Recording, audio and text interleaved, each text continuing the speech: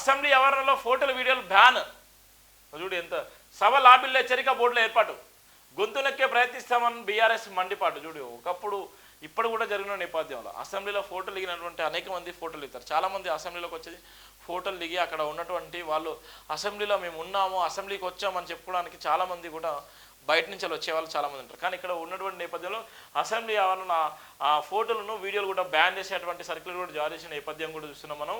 తెలంగాణ శాసన ఆవరణలో ఫోటోలు వీడియోలు తీయడాన్ని బ్యాన్ చేశారు. ఈ మేరకు అసెంబ్లీ లాబీలో హెచ్చరిక బోర్డులు ఏర్పాటు చేశారు. తాము చేపట్టే ఆందోళనలో ఫోటోలు వీడియోలు బయటకు రాకుండా ప్రభుత్వం ఇలా చేస్తున్నదని శాసనసభ లోపల వెలుపల గొంతు నొక్కే ప్రయత్నం చేస్తుందని బీఆర్ఎస్ మండిపడింది.